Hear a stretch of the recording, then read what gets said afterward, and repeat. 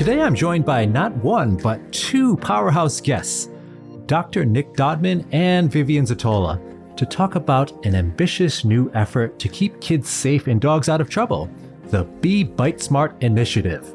We dive into why children are disproportionately at risk for dog bites, the gaps in current bite prevention programs, and how Be BiteSmart is using animation, apps, and even virtual reality to teach respect and safety in dog-human interactions. We also touch on the medical side of aggression, the long-term impact of bites on families, and the broader mission of the Center for Canine Behavior Studies to reduce surrender and euthanasia through evidence-based research. Let me tell you about our special guests. Dr. Nicholas Dodman is one of the world's most celebrated veterinary behaviorists.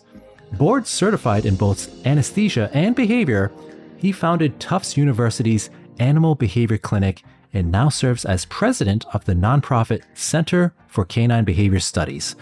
He's authored best-selling books, hundreds of scientific articles, and holds multiple patents aimed at improving animal welfare. Vivian Zottola is an anthrozoology consultant, writer, and the creative force behind Be BiteSmart's animated lessons. A certified behavior consultant and fear-free professional, Vivian runs a Boston-based practice specializing in human-dog relationship therapy and volunteers as a research associate with CCBS.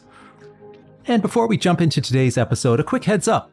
If you're looking to learn more about helping dogs with aggression issues, head over to aggressivedog.com because we've got something for everyone. For pet pros, there's the Aggression in Dogs Master Course, which is the most comprehensive course available on aggression, packed with expert insights and CEUs. For dog guardians, check out Real Life Solutions, a practical course for everyday challenges like leash reactivity and dog-to-human aggression.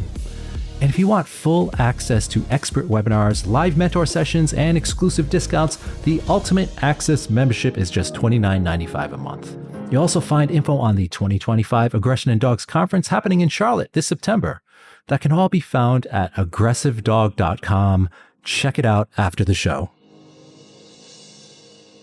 Hey everyone, welcome back to the Bitey End of the Dog. This week, I have two really special guests, Vivian Zottola and Dr. Nick Dodman, who have this exciting project they're going to be talking about, as well as dog to child bite safety and awareness. So I'm really excited because this is a very important topic to us, of course, that listen to the show and talk about aggression in dogs. So welcome to the show, Vivian and Nick. It's great to have you here. Thanks for having us. Good to be here.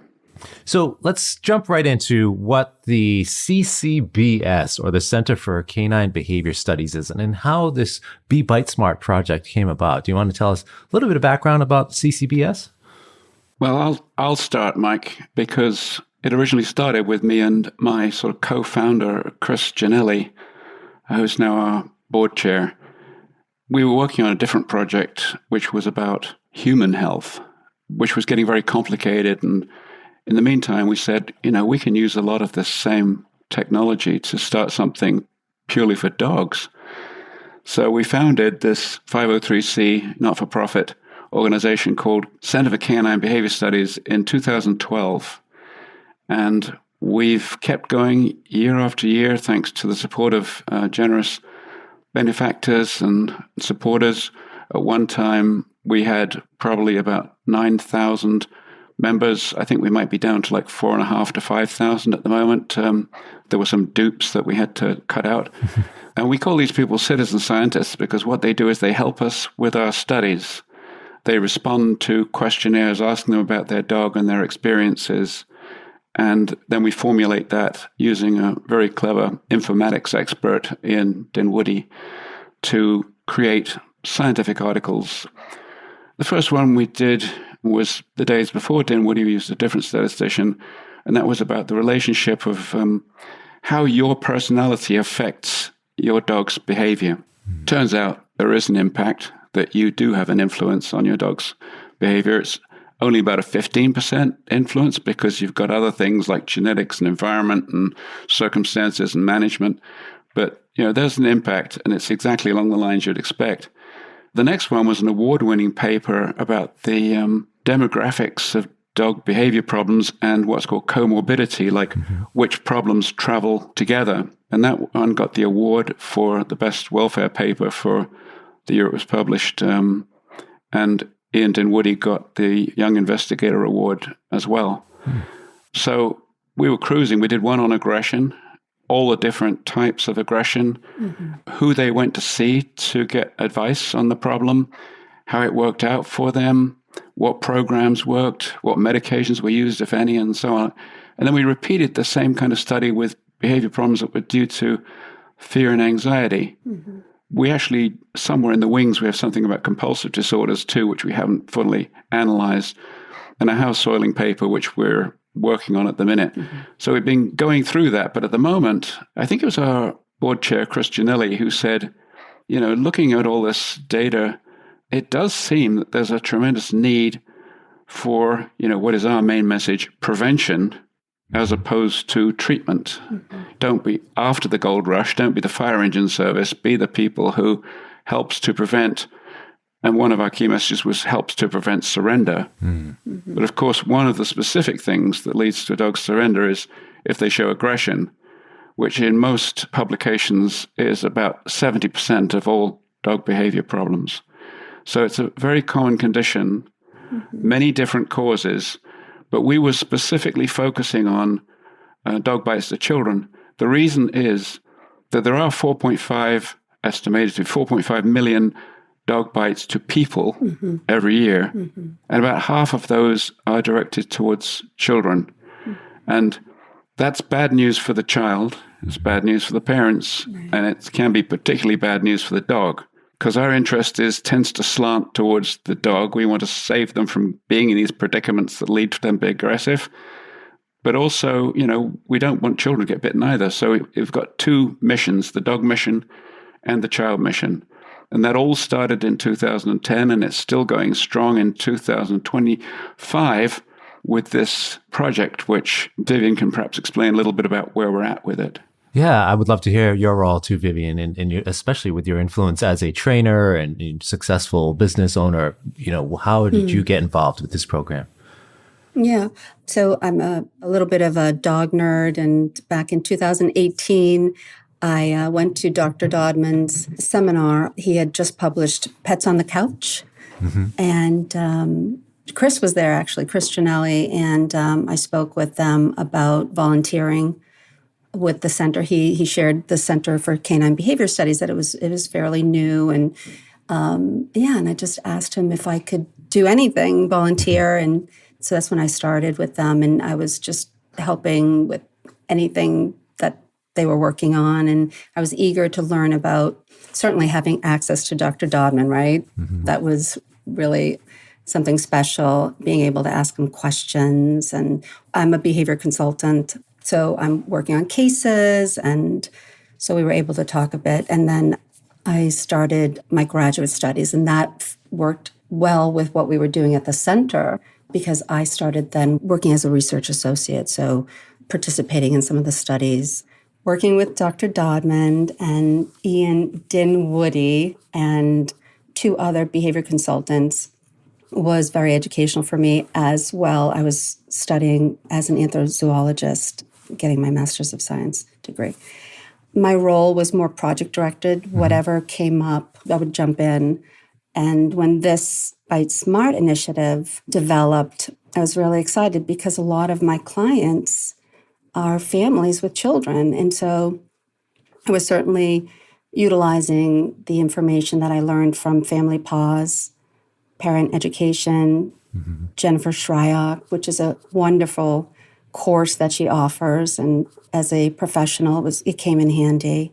So I'm able to help the team both brainstorm and come up with storylines that have to do with real-life events, as well as work on the animated lessons and the facial, the body posturing, the different low-level stress signals that dogs give out, and provide people with to let them know that they're uncomfortable. So it's been very, very rewarding to be able to participate in these projects and the lessons. Yeah, and it's an amazing resource, and we'll definitely link to those in the show notes. The Be BiteSmart videos are excellent. I was looking at those actually this morning, and they're very well done and educational. Is whose voice is behind that? Is it your voice behind some of it, or somebody else's? No, that's we hired Fable Vision, Okay. which is a company in, I think, Watertown, Nick, Somewhere like that, yeah. Watertown, Massachusetts. We worked very closely with them. The whole process was really interesting.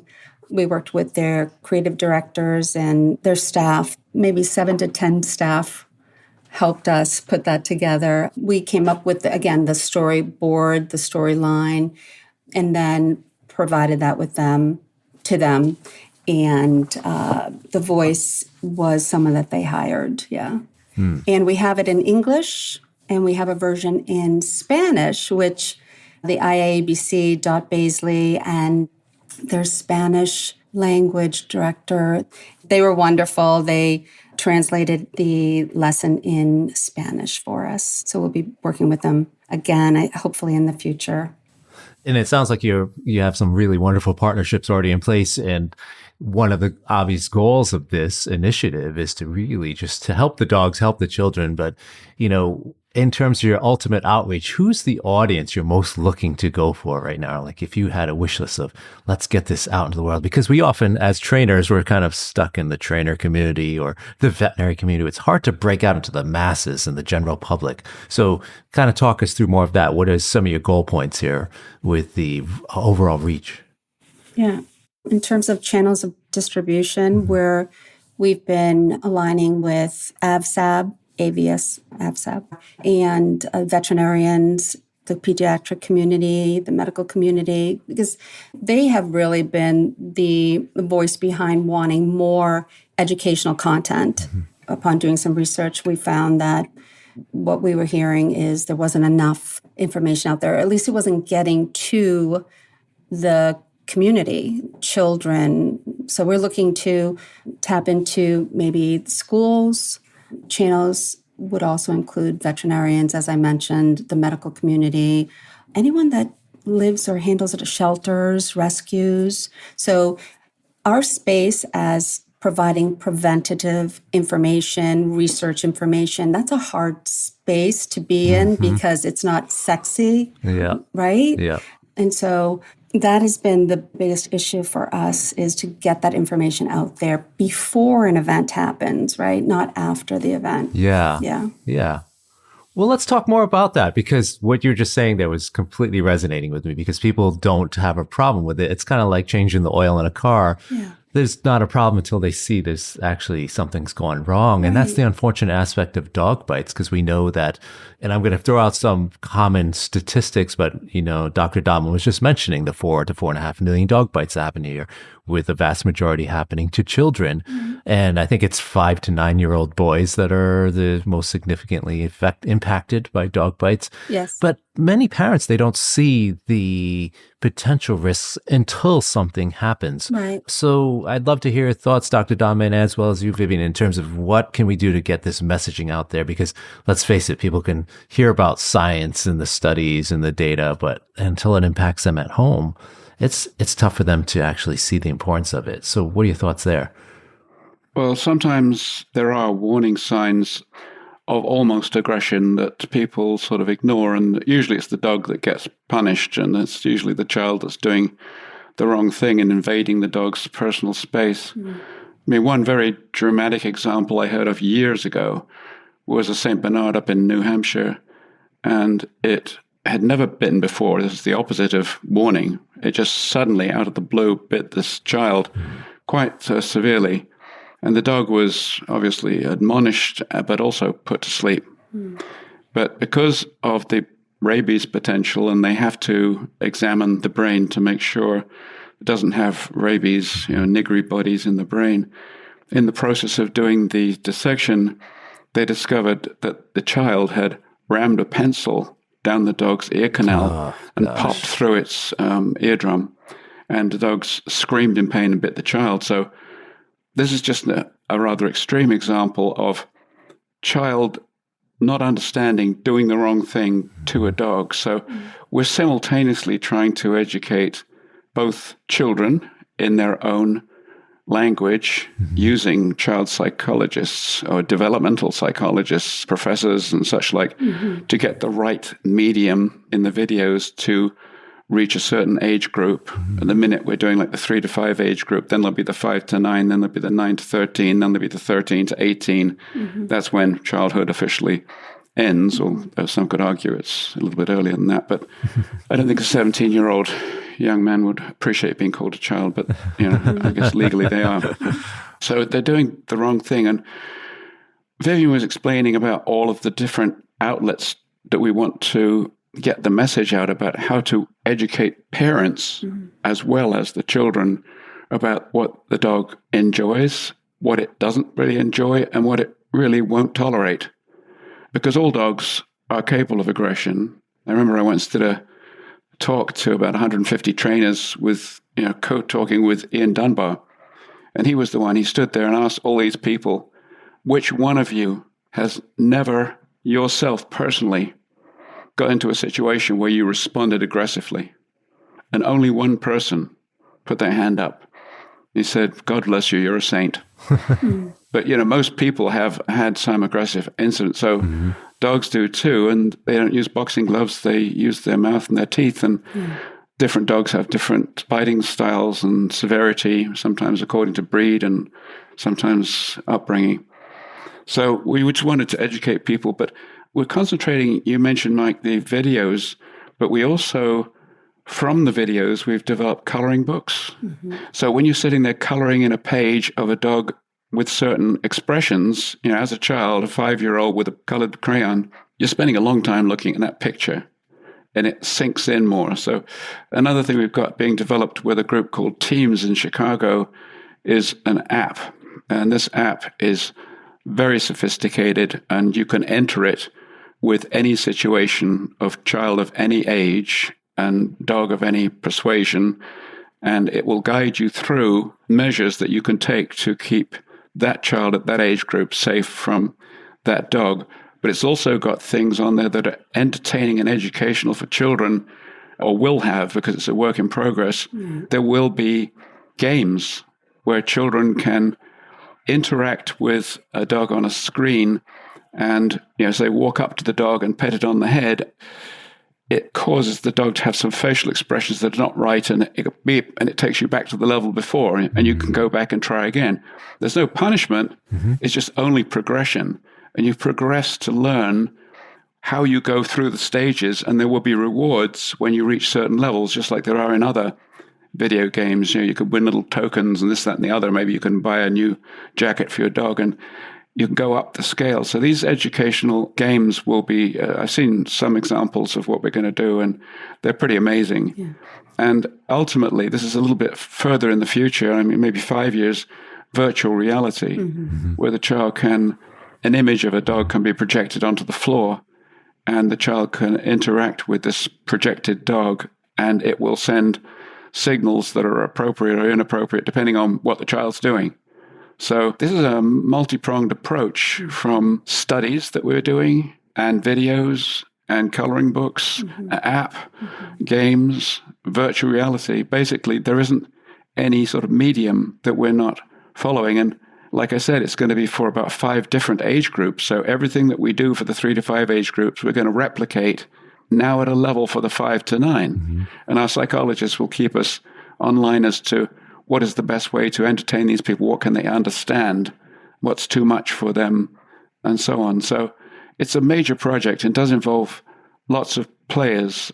For the behavioral stuff, Vivian and I are kind of boots on the ground in terms of, in the videos, when the child, who we've named Alex, approaches the dog, who we've named Charlie, what does he do when he's sleeping and the child approaches him and disturbs him when he's sleeping? What happens to his ears and his eyes and his mouth and the signs and the tail? And it's like building an ethogram, right? And we're just visually talking about them. Right. We call it canine literacy. Yes. So it's like learning to speak another language, and the language is dog. We're teaching the children to speak dog, and we're teaching the parents to understand what could be triggers for a dog. They don't like everything. Some dogs will tolerate anything. I had one that, children could ride him like a small horse, but I didn't let that happen because I know too much. But, some people have dogs that have very low triggers. So what I've done is I've taken videos, actual videos of dogs and children, slowed them down for the team and analyzed and pointed out, because we're all learning, right? So I'm using this as an opportunity to teach my coworkers about my team about body language and stress signals. We're using the same low-level stress signals that we use in fear-free, and that's being taught across the board. But when Nick and I have a little bit of because it's all context-driven, right? We know that. And sometimes a startled or fearful look might change to something else, maybe aggression. And these are subtle, right? These are very subtle. When you're a behavior consultant, that's one of the first things that we learn is we study ethology. We look at animal behavior because we don't want to be bitten, right? So there have been times when Nick and I have maybe had a question about something, not disagreed, but we needed to pull someone else in. So we've leaned on our scientific advisor, Dr. Mark Beckhoff, on a couple of occasions to ask him. And so we're all learning. We're all learning and improving upon our craft as well. So it's been interesting. And earlier, Mike, you had asked about family dynamics. And one of the things that I have found is that and this isn't something we talk about specifically in our educational lessons, but we do bring up agency, respecting the bubble, respecting the dog, allowing them to have consent to being approached. And young children don't understand that. So the lessons are designed to explain one theme at a time. We have 10 on the books that we'd like to develop. It's all driven by donations that we get because we're a nonprofit. We have had some people generously donate. And so we have our second lesson that we're working on now. But, there are some higher level concepts that we don't really talk about specifically, but they do come up in how we design our lessons. Another one that we won't really talk about in our lesson is the way that we name our animals, right? We do consider them part of the family, and we might name them as a sibling, right? And I've heard my clients say to me, well, it may have been a dog bite, for example, or a near miss, and they'll name their dog or they'll label them their brother or their sister, right? And so when that happens, their biases drop, their defenses, they're not really maybe proactively observing the dog because they trust the dog, but the dog is, of course, it's an animal, right? Anything can happen. And they may not be versed in dog language and stress signals. And so miss some of that. And all it takes is, a second moving away from your child. So we want to try to reduce the risk of bites. And we're hoping that people will start to think about some of these things about labeling their animals, refraining from labeling their animals as a brother or sister. Certainly a family member. In a way, it's very much like people. I mean, especially these days, people must and get into terrible trouble if they don't respect the bubble of a person's personal space. Right. If you just walked up to somebody on the underground station on the metro and gave them a big hug and kissed them on the lips, and you don't know them, and that is an assault.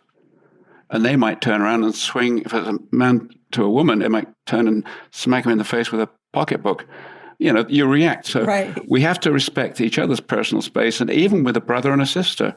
You don't want the brother barging into the bathroom while the sister's taking a bath or a shower. So it sort of applies to people, but the thing about the dog is it's a non-verbal species.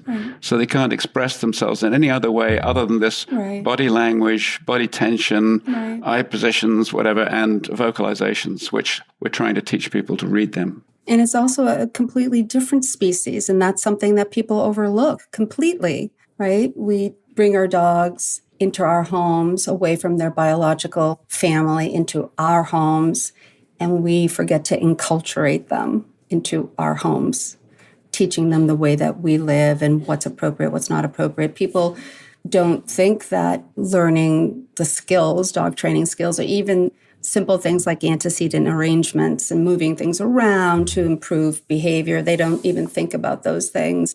And they think children will understand, which they don't. If a parent is saying, well, this is your brother or your sister, they're going to take that literally, right? Very good point. And I just want to back up for a second to the app that you were talking about that is not out yet, correct? It's in development. Yeah, I've seen like blueprints for it, and they're really impressive. Okay. And the only reason it's not going faster is, of course, what else? Funding. And we almost had an opportunity with the drug company Ceva, C-E-V-A, Ceva, who have very deep pockets, and they're mainly a European drug company, but they're trying to break into the American market.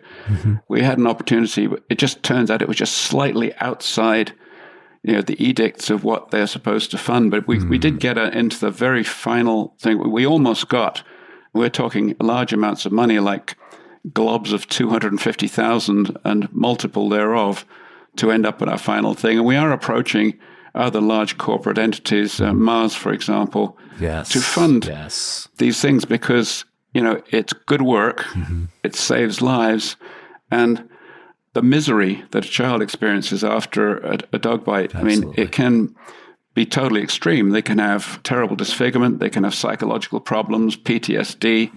We don't want that to happen. We don't want dogs to be punished for things, especially if they're not their own fault. We don't really think punishment's a very good strategy, period. Absolutely. Absolutely. And is there going to be a name for the app that people should look for if it does come out? It hasn't got a name yet. Okay. To be named. Well, it'll be under the guise of Be BiteSmart. Okay. So we'll recognize the branding.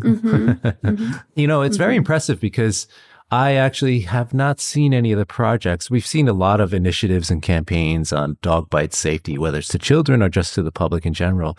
But I don't think I've ever seen anything where somebody's collaborated directly with the human psychologists to integrate what's going to work. And that's quite impressive because let's face it, many of us trainers and when we're advocating for bite safety, we pull the science. We might see a study or we might reference things, but we've actually, I don't think anybody's worked directly to see, okay, this is how it's actually going to work best for children to learn. So I'm really, excited for the app, but also everything else you're doing because it's backed by, good data, which I would expect nonetheless. But so let's talk about that a little bit more. We've been kind of talking about a lot of different things, but we touched upon the relationship and the ramifications.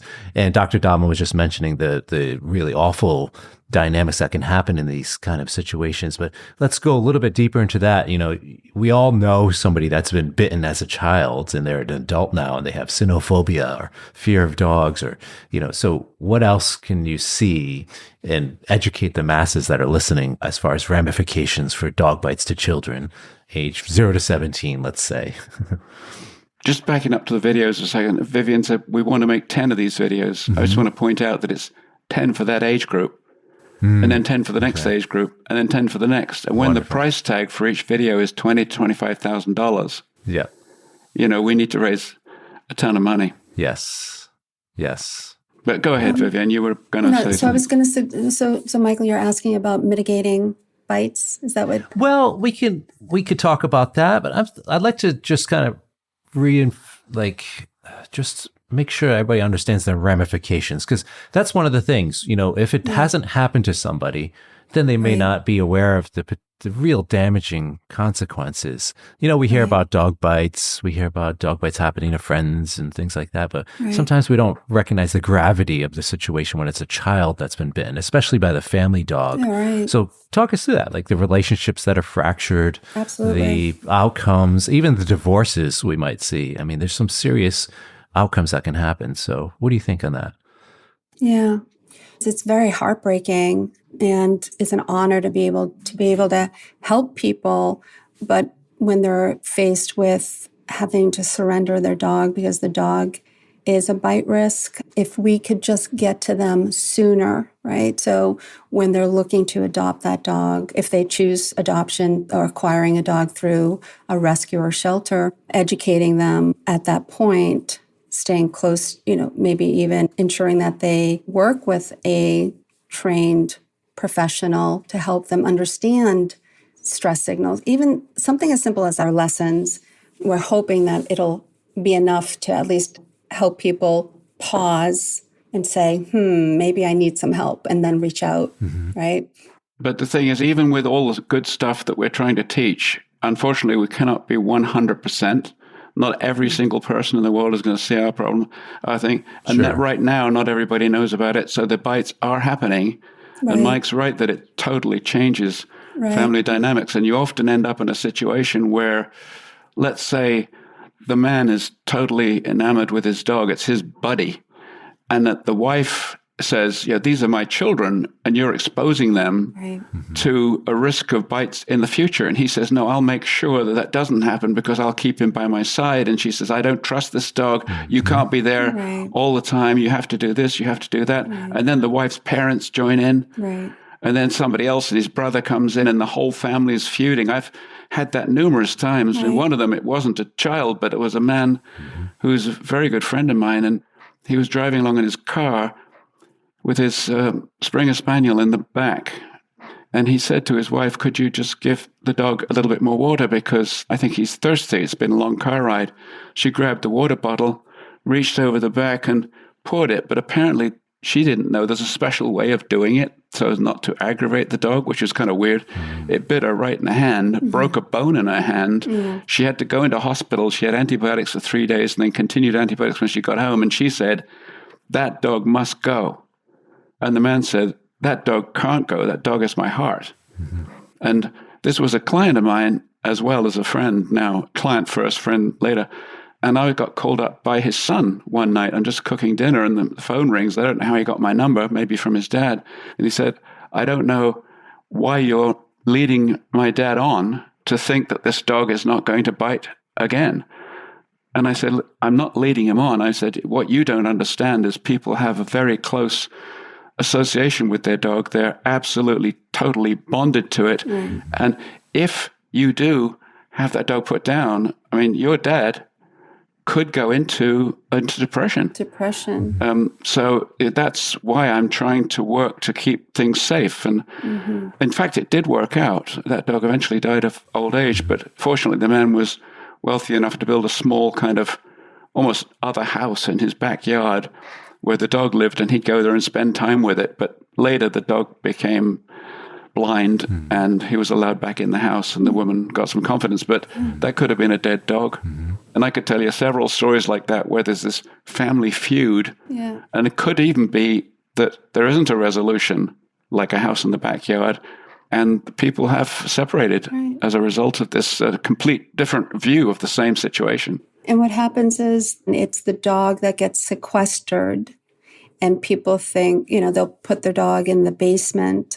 I'm not suggesting that dogs are more important than humans or anything like that, but it's just finding a way to coexist. There are people that will love their dog so much, they'll agree to train the dog on a muzzle to keep the dog in the house, so the dog's always wearing a muzzle. So that, they find solutions that work for them, and each family is unique and their tolerance levels are unique. I mean, I've worked with clients that they've had 10 bites to one of the adults and more, and they've continued to try to make it work. One of the common causes of dog bites is the children kissing the dog. Children are very oral and they tend to put everything in their mouth. It's kind of testing the environment, and they see the dog and they know about kissing, and they go up and they grab the dog by the snout and start applying their lips. And this is an insult, and that can result in the dog triggering into aggression. And I've seen that even with adult human beings. I had a woman come in once. She had a German Shepherd and it had bitten her in the face 3 times. And I said, what were you doing to get bitten in the face? She said, I was loving on him. I was kissing him. And I said, you've got to stop that. And she said, I can't. I love him so much. I said, well, you're just going to keep getting bitten in the face then. That's something that when I go in and work with families, we go over body language, we go over modeling, right? So children watch their mothers, their fathers kissing on their dogs, and then they model it. They think it's okay to kiss other dogs in the park or running up to other dogs without... I think more parents are recognizing and guiding their children, but I still see children running up to my dog, who's an old man now, but yeah. But most of the dog bites a lot of them are to dogs in the home. In the home, yes. So it's a dog that you live with and your children. Yes. But unfortunately, those dog bites aren't covered by insurance because, that's the family and such like. But there can also be, if you've got children, especially in the sort of 5 to 9 age group or a little older, they will have friends come over, and the friends maybe don't know as much as they do unless they're schooled by their mates. Don't do that to Peggy. No, she didn't like it. But if they get bitten, that's on your household insurance. Oh, yeah. And the household insurance, $900 million. it's close to $1 billion a year paid out in those kind of bites. You'd think somebody would want to invest in a program that would help to prevent that, because what we're teaching applies to these visitors to the house too. It's exactly what I've been saying, for many years. So, and then what happens is they take dog bites off the insurance. Yeah. And then if there's another one happens, you could end up with a massive bill. I had one lady, it was a lady, not a child, but it could easily be a child. She was bitten by a brace of dogs who jumped over a fence and knocked her down, and that was settled for $850,000. If you don't have insurance, $850,000, most people wouldn't be able to put their hand in the back pocket and pull that out. So you can go broke. The average dog bite lawsuit, I think the last statistic I looked at was about 2 years ago from the insurance industry. It's around $54,000 now. Exactly. And that's up from around $18,000 just a few years prior. So that the insurance costs have ballooned significantly for any kind of dog bite related lawsuits. Absolutely. So I want to talk more about those ramifications, but we're going to take a quick break to hear a word from our sponsors, and we'll be right back. Hi friends, it's me again, and I hope you are enjoying this episode. Don't miss the 6th annual Aggression in Dogs Conference happening from September 26th through the 28th, 2025 in Charlotte, North Carolina, with both in-person and live stream options available. Whether you're a seasoned behavior professional or just diving into this work, this is the premier event for anyone looking to deepen their understanding of dog aggression. This year's speaker lineup is packed with world-renowned experts including Suzanne Clothier, Kim Brophy, Trish McMillan, Chirag Patel, Sarah Fisher, Leslie McDevitt, and so many more. Topics span from cutting-edge research in behavior and welfare to hands-on strategies for working with aggression in shelters, veterinary clinics, and client homes. Join us for a weekend of powerful learning, community, and connection, including what will be a legendary cocktail party hosted by Chirag Patel and yours truly that will be streamed live for our virtual attendees as well. Spots fill fast every year, so head on over to aggressivedog.com and click on the conference tab to reserve your spot and check out the full agenda. Whether you're going to attend in person or from home, you'll be part of a kind, welcoming, and supportive global community committed to helping dogs and their people. You can also get your conference swag, as we are happy to be collaborating with Wolf Culture again this year. Check out the show notes for a link to get your favorite t-shirts, hats, hoodies, and more. Just for listeners of the podcast, Wolf Culture is offering 15% off your order. Use the discount code BITEY at checkout. That's BITEY, like in the bitey end of the dog. I also want to take a moment to thank one of our wonderful sponsors this year, Pets for Vets. What if there was a way to help both shelter animals and veterans struggling with emotional trauma by engineering a powerful, near instantaneous bond between them? That's exactly what Pets for Vets, a nonprofit focused on positive reinforcement for animals and veterans, is designed to do. Pets for Vets' unique program model creates a super bond, a carefully crafted, professionally trained version of love at first sight that leads to a lasting connection between a veteran and a shelter animal. Because each animal is evaluated and selected to match the veteran's specific personality, lifestyle, and emotional needs, the result is a reciprocal, healing relationship. The organization, founded by Clarissa Black, is actively expanding its network of positive reinforcement trainers nationwide. It offers an incredibly rewarding opportunity for trainers who receive stipends, grow professionally, enjoy flexible schedules, and can live anywhere in the United States. Pets for Vets is also seeking new partnerships with animal shelters and rescue organizations across the U.S. To learn more or get involved, visit petsforvets.com. All right, we're back here with Vivian and Dr. Nick Dodman, and we're talking about dog bite safety as well as the specific demographic of children and all of the ramifications involved. And, we had been talking earlier before the break about relationships, but what can we do to help families when there's a fractured relationships? We were talking about, divorced families and what can happen with the adults, but what about the child and the dog?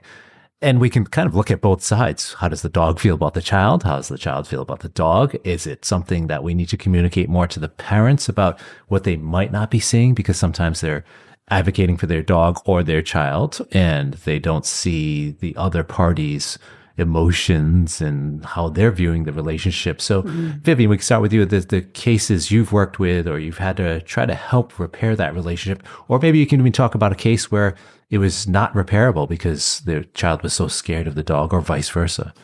Yeah. I worked on a case with the child was on the spectrum and the dog was a rescue dog. They had sent the dog to a boot camp. Those of you who don't know about boot camp, sometimes they're using aversive measures. The dog came back worse. And when I worked with them, the child wanted to get closer to the dog, but the dog was afraid of the child. So we were working on certainly keeping them safe with each other. We introduced gates to separate the child. Well, separate them physically, but still have the dog and the child be in the same room. But we worked on the biofeedback protocol, Dr. Karen Overall's biofeedback protocol, where we are gradually working toward teaching the dog to be calm. We were working on some desensitization with the child and the dog. So I was working with both of them and also using some of, I don't know if you're familiar with Doggone Safe. Absolutely. Okay, the games. And I've been introducing the video that we have as well as a learning tool just to help the child understand when the dog needed space. And we also used, I bought just on Amazon, it's yellow and it says just, I need space. So whenever because I was also educating the adult to understand the dog's stress signals and when the dog needed to move away. This was a small apartment that they had. But in that case, she ended up getting another dog, a Newfoundland, thinking, I don't know what she was thinking, that it would help their dynamics. And that caused some issues between the Newfoundland, because the Newfoundland puppy became very big. The two dogs had some issues. She favored the Newfoundland. The original dog ended up finding another family. So that was actually a good story for them, I guess, although it was a completely new environment for that dog. Yeah, each case is going to be different, and depending on whom is feeling nervous about the other, whether it's the dog feeling nervous about the child or the child feeling nervous about the dog, I approach it that way and focus on the one in need at the time. And sometimes it's the parent. So again, I'm using the similar tools that I would with the child, visuals, illustrations, pointing out. I take video as well, and I break down the videos just to show them real time. Do you find that helps to build maybe some understanding and empathy within the child if they are able to say, well, oh, the dog's doing it because of this, or this is their body language communicating this where they didn't see it before? Right. You ever see kind of that epiphany shift? Obviously, it's going to be a child of a certain age. Depending on the age of the child. Yeah. When they're 3 years old, 2 years old, they don't understand crawling. They don't understand, but it's that 5, 6, 7-year-old that understands, aren't there days when you need space from your sisters and brothers or your mother or father, right? Yes. So using those analogies, your dog doesn't speak in words. So you were just saying that they got another dog. And I remember a famous quote from the late, great R.K. Anderson. And someone in the audience said, it was a video he was showing. He was in someone's house and they said, well, maybe we should get another dog. And he just said, well, then you would have two problems. Right. Yeah. And that's not always the case, but it's very often the case. Right. And I just wanted to mention, we did a study recently about the circumstances leading to dog bites of children. And you're right, Mike, as you said in the beginning, It's mainly, 5 to 9 age group, mainly boys who, of course, are made of slugs and snails and puppy dogs' tails, as opposed to the girls. But one of the questions we asked in that survey was, how was your child afterwards with the dog? Fear. Were they standoffish?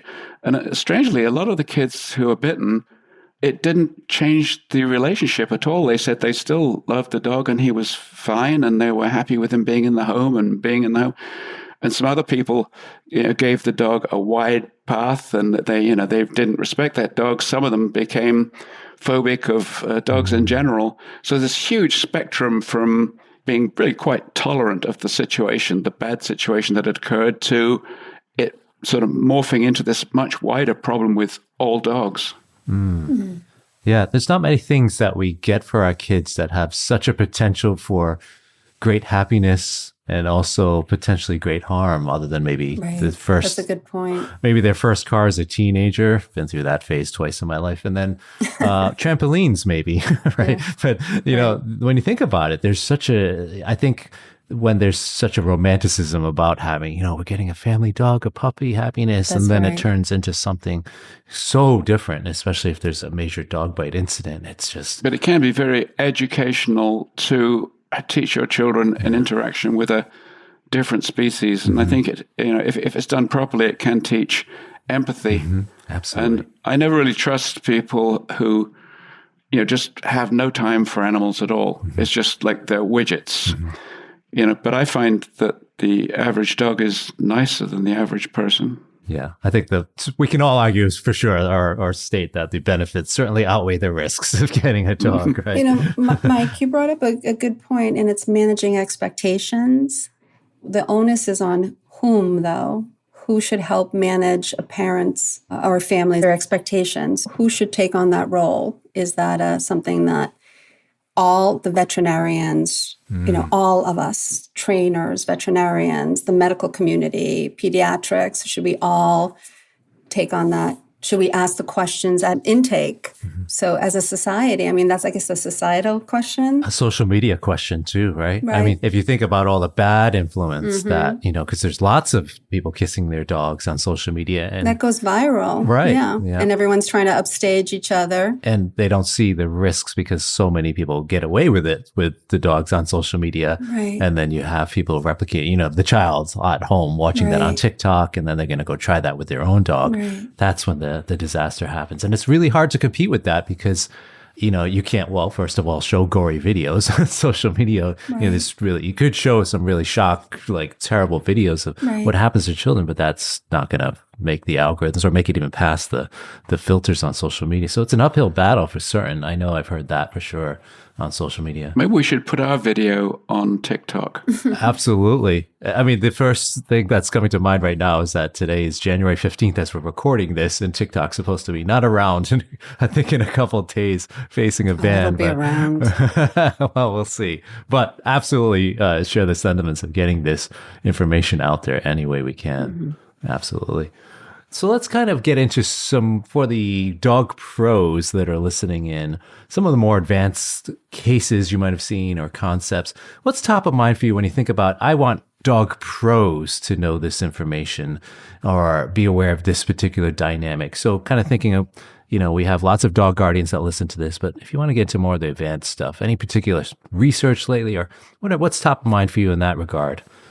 I've got one thing to throw out, and that is, if you have a dog who has been quite well behaved and calm and respectful and fun and goes on walks with you and everyone's copacetic, and then suddenly at the age of 6, you notice a change in his behavior, that all of a sudden he's very grumpy and growly and stuff like that, usually that indicates a medical problem.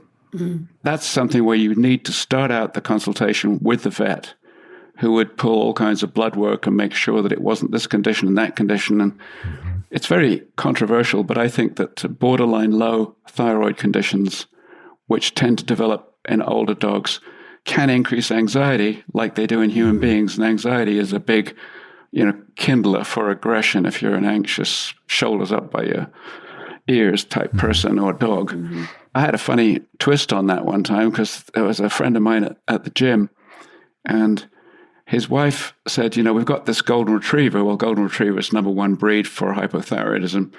And all of a sudden, he started to show aggression. And I just, getting into my car, I said, have the vet check his thyroid. And so the next thing, she came up a few weeks later, she was hugging me and said, thank you so much. You saved the dog. And I said, well, it was low thyroid, right? She said, oh, no, it was high. Really? What? Because it almost never occurs. Yeah. So what it was a thyroid tumor. And they operated, and the dog went back to normal. That's great. So super high aggression and borderline low anxiety to aggression. We did publish one paper on that. The effect of thyroid hormone replacement did not actually produce any significant results on improvement in the biting until the 6th week of treatment. Interesting. So it's not something that happens overnight. Interesting. And just to touch on that, since we're on the topic of thyroid, are they still recommending the full panel and the T4 and the free to test for all of that when they're looking at thyroid levels? I think a free T4 is probably the most accurate way, because T4 itself, just thyroxine, can go up and down with sort of general health problems. If they got a virus condition or something like that, it'll get knocked out of kilter. But the free T4 is the most expensive. It's not free at all. But the TSH, that's the other test that's used in humans to diagnose it. And TSH, I think it's worth doing. But in fact, it's not always, because the test is basically designed on human fundamentals, it's not always accurate for dogs. But I think if you've got 20% of dogs where it's not an accurate reading, it's still worth doing for the other ones. And it's absolutely definitive if you have low free T4 and high TSH. I mean, that's nail in the coffin of the diagnosis. But we've found some other curveballs, like if you do the full panel with the T3 and free T3 and thyroid antibodies, we've found some dogs where the conversion doesn't work well and the T3 is low. So instead of treating with thyroxine, it's triiodothyronine instead. Very comprehensive things to do a full panel. And the people at Michigan are pretty good at interpreting that for you. They'll say, this is very suspicious of this. And so vets can pull panels, send them to Michigan. I think Dr. Jean Dodds at Hemopet also does these tests, but she's definitely not a believer in the TSH. She says it's garbage in dogs, but it's not complete garbage, like I just said. Speaking of medical issues, since we're on that topic, let's dive a little deeper, because I think the cause for a lot of our cases, well, many aggression cases in terms of underdiagnosis, we can talk about pain and medical issues, pain, especially arthritis. And it's sort of the perfect storm when you have children climbing all over or touching a dog that might be experiencing medical issues. So maybe Vivian and then Dr. Dodman, you can chime in too, as far as the most common medical issues that are occurring. You might go specific into certain pain issues or certain conditions, but what do you typically see in your work when it comes to children as well? I mean, it could be, of course, occur in any aggression case, but especially in your child-directed aggression cases. So arthritis, if they're jumping on the dog, they're sitting on the dog, they're pulling their tails. Dental is one as well, touching the dog's mouth or squeezing. Those are the top ones that I've, when they've come back from the veterinarian, they've let me know that if there's an underlying medical, it's for that reason. Well, we did a couple of studies looking at the medical causes, and the first striking finding was that 15% of all dogs that have behavior problems, if they've seen a vet, 15% are diagnosed with a medical condition which is contributing to the behavior problem. So that means it's almost worth getting a clean panel of health from the vet in every case. That's what I always ask. And then in terms of the order of things, pain came out in both the studies for just plain aggression and fear and anxiety. Pain was the number one, and pain can arise in any part of the body. You can have earache, dental issues. You got arthritis in the neck. You got abdominal tumors. All kinds of things. Anything could cause pain, but arthritis is clearly a big one. And then going down the list, we had things like thyroid was on the list, seizures, and I don't mean convulsive seizures. I mean these partial seizures, simple partial seizures, where they maintain, not necessarily, Viv, but they maintain consciousness, but they go into this strange warp. And you can usually see some sort of what they call pre-ictal sign. Like the dog, not always, but sometimes the dog appears a little off for a few minutes before. Yeah. And then it goes into this completely different mode, sometimes raging aggression, and it's sometimes called rage. And then in the post-ictal period, after the ictus, which is the seizure, the partial seizure, they can act kind of depressed or as if they've just expended a lot of energy. And of course, there's other things too, like tumors, brain tumors and such like. There's a whole slew of things, but those 4 or 5 came up in both studies, almost the same order and the same prevalence. Yeah, I'm always asking before starting a case, I'm always asking them to see their veterinarian first, right? Because they're calling me for a reason. They're calling me for either it's pre-bite or post-bite. I'll ask them to first get a clean bill of health from the veterinarian. That's first and foremost. The other thing, Nick, is when the dog is sleeping at night, when they're aroused, and you were sharing with me that sometimes that can be partial seizures while they're sleeping. Yeah, I've got a good video of that, and it was a sort of rather not a very good specimen of a golden retriever, and it was lying there sleeping, and suddenly it starts to twitch. We all know that when dogs sleep and dream, they have little movements, but this wasn't that. This was twitching around the muzzle. It was twitching. And then all of a sudden, the dog, called Comet, would raise up absolutely raging crazy, and it would attack anything. If there was nobody there, it would attack a blanket. I had a bull terrier that had that too, and when it was sleeping, the woman would lie in bed and her dog was on a blanket beside the bed or our bed or something. And suddenly in the middle of the night, it would jump up and rage and she's trying to defend herself best she can. So I suggest for your safety, while we work on some medical things, put the dog on a lead, a strong lead, like a leather lead or a chain link, so that it can't actually reach you. And she said, thank goodness you told me that, because, in a follow-up call, she said, he woke up raging again and he stopped like 6 inches from my face because he had this thing. Wow. And there's also postpartum aggression too. So, when a bitch has had puppies, they're very protective, just like all females when they've got youngsters to protect. And there can be this postpartum aggression. I saw that in a bull terrier. And if you've got children, they want to go and they want to pet these little cute little things that she's going to protect them. So I fixed that problem in the one case by giving the bitch progesterone, which I wouldn't do lightly because it's got a number of side effects. So basically put her back into the more well-being state of pregnancy instead of the postpartum. And of course, going forward, the advice was to, if they didn't want any more puppies, was to spay the bitch, which they did because it was just too dangerous a situation. Yeah. Well, now we're getting into stuff I could talk to you guys for another couple hours ago. But I want to be respectful of your time. But I just want to swing back to the rage, what they used to call, I think they used to call, and Dr. Dodman, you can correct me if I'm wrong, cocker rage. Yeah, Springer rage. Yeah, Springer rage. And then they kind of shifted away from that, saying, well, it could happen with any dog. So then they just started saying, like, at least from what I'm hearing in the circles, is just rage syndrome. And even that, they started to say, well, is it because it looks like rage? So the dog, it wakes up in a very agitated, highly aroused state that is indicative of not a fear-based response where we're seeing, weight shifts away, darting away, lip retraction. We're seeing much more of what we see consistent with the emotion, or if we're looking at Panksepp's work, the system of rage, where you see much more agonistic or overt aggressive responses. So agonistic puckers, hard staring ears forward, really uninterruptible type of aggressive response. So what is the correct kind of way to look at it now? So we're talking about those neurological things like a partial seizure, where a dog is just sort of indiscriminately attacking whatever blanket, person nearby, whatever's next to them. And it can happen from a resting state or even an alert state.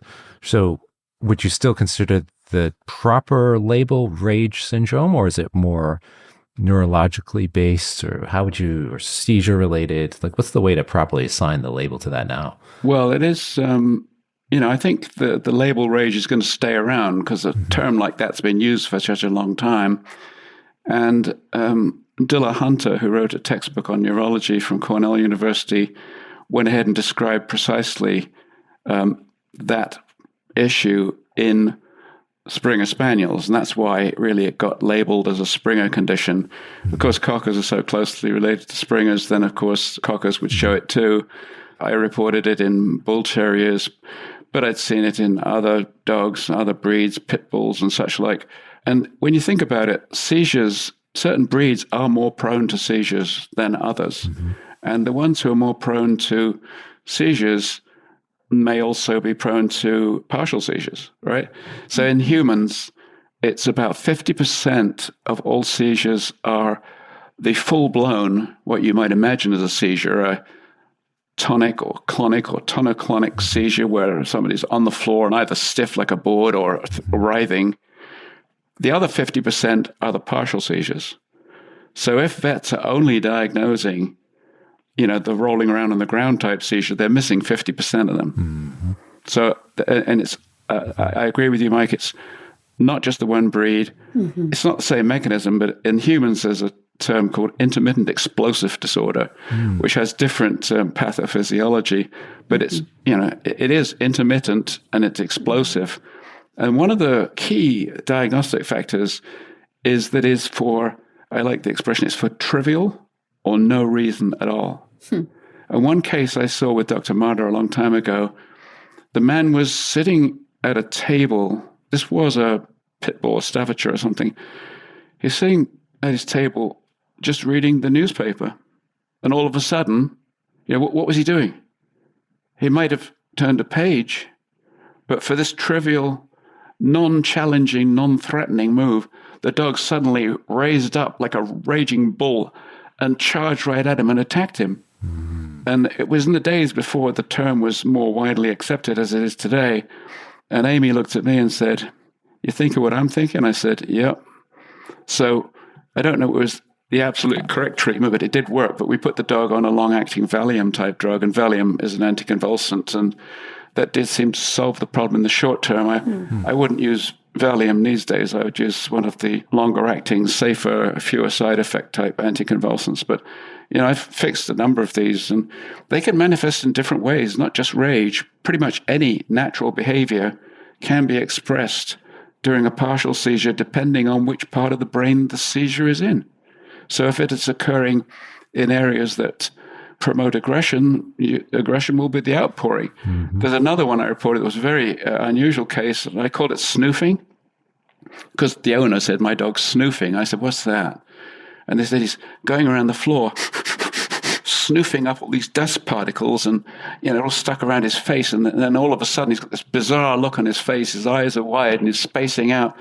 And he asked to go out, and I let him out the back door, and he starts eating great big chunks of dirt." And I had another case exactly the same, and almost within a few weeks of that, and they said, "My dog's glugging." I said, "What's glugging?" Well, it turns out they make this glugging noise too. So as they're snoofing on the ground, they sometimes, there's this swallowing thing goes on too. Pre-seizure? Not pre-seizure. It was a partial seizure. It never became a full seizure. That's another partial seizure. That was the seizure. Interesting. And, they start chewing up linoleum on your floor. If it's lino floor, they'll bite the edges of it, and they go around all the dust, and they do this swallowing thing, and then they look into space, and they freeze for a second. Their pupils are massive.